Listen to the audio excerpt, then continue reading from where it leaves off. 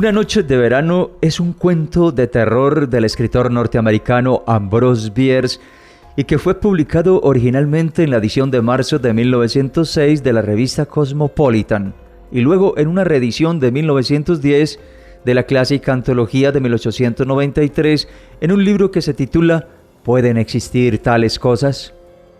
Una noche de verano, tal vez uno de los cuentos de Ambrose Bierce más interesantes de aquellos años, relata la historia de Henry Armstrong, un hombre difícil de persuadir, según el autor, quien ni siquiera al darse cuenta que está dentro de un ataúd perfectamente enterrado bajo tierra, asume la responsabilidad de que haya muerto.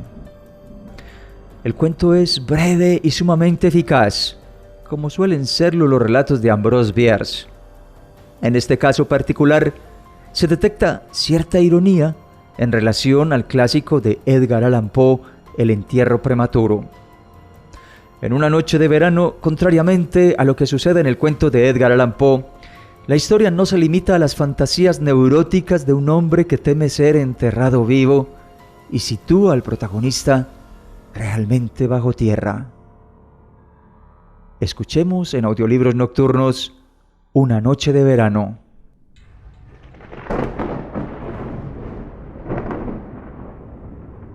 El hecho de que Henry Armstrong fuese enterrado no significaba ni probaba, en su opinión, que estuviera muerto. Siempre fue un hombre difícil de convencer. Solo admitía estar enterrado, cosa de la que le ofrecían testimonio sus sentidos. Su posición, yaciente de espaldas, con las manos cruzadas a la altura del estómago y atadas con algo que podía haber roto fácilmente sin que se alterase su situación, así como el estricto confinamiento de su persona, la absoluta oscuridad y el profundo silencio, todo eso era lo propio de un cadáver, una evidencia imposible de rebatir que él aceptaba sin cavilar. Pero la muerte no. Eso no lo aceptaba, solo que estaba enfermo, muy enfermo.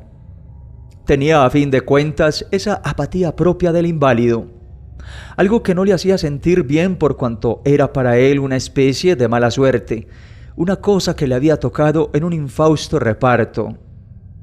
No era filósofo, solo un hombre común hecho a los lugares comunes, por lo que esa su apatía venía a resultar en una especie de indiferencia patológica, el órgano que, según lo que se temía, lo había dejado postrado.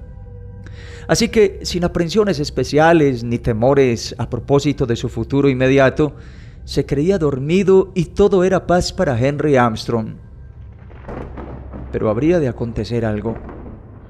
Era una oscura noche de verano en la que de repente apareció en el cielo, a baja altura, una nube luminosa que venía por el oeste cargada de tormenta.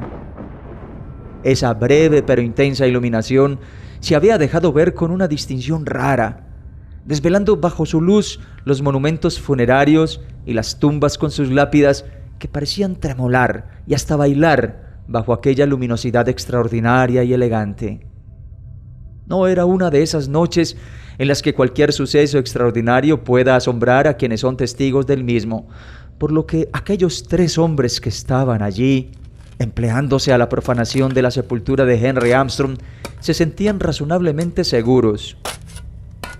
Dos de ellos eran jóvenes estudiantes de una facultad de medicina que estaba a varias millas de distancia. El otro era un negro gigantesco, al que llamaban Jess. Jess trabajaba en el cementerio desde hacía muchos años, en calidad de algo así como un chico para todo, y se complacía muy especialmente pensando y diciendo que conocía a todas las almas allí enterradas.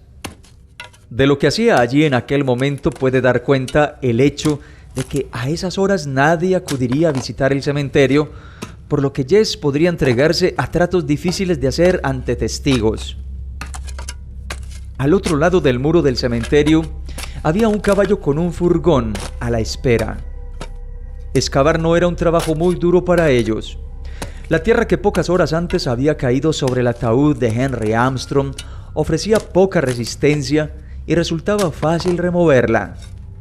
Remover el ataúd, o lo que es igual a abrirlo, fue un poco más difícil, pero allí estaba Jess, quien se empleó con todas sus fuerzas, que eran muchas, para hacer eso y para después sacar el cuerpo vestido con un pantalón negro y una camisa blanca.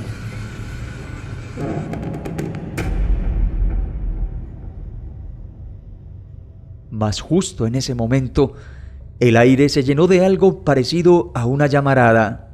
Se dejó sentir un gran trueno que parecía ir a reducir a cenizas el mundo, y Henry Armstrong se puso en pie por sí mismo, tranquilamente. Aquellos 3 hombres, incapaces de articular un grito, experimentaron no obstante un terror absoluto y echaron a correr, cada uno en una dirección. 2 de ellos, por nada del mundo, hubieran sido capaces de volver sobre sus pasos. Pero Jess estaba hecho de otra pasta. A la mañana siguiente, a hora temprana, los 2 jóvenes estudiantes se reunieron en la Facultad de Medicina, pálidos, con los rostros deformados por la ansiedad y el miedo, con el terror sufrido durante su aventura corriéndoles aún por la sangre. ¿Te fijaste en aquello?, dijo uno. Dios, claro que sí. ¿Qué vamos a hacer ahora? Después salieron a pasear alrededor del edificio de la facultad, donde un poco más allá vieron un caballo que tiraba de un furgón, detenido frente a la sala de disección. Entraron allí mecánicamente. A pesar de la oscuridad de la sala, distinguieron al negro Jess, que estaba sentado en una silla. Jess se levantó con gesto agrio, todo ojos y todo dientes. «Estoy esperando a que me paguéis», dijo. Un poco más allá, desnudo sobre una mesa, yacía el cuerpo de Henry Armstrong, con la cabeza ensangrentada y lleno de barro a consecuencia de los golpes recibidos con una pala.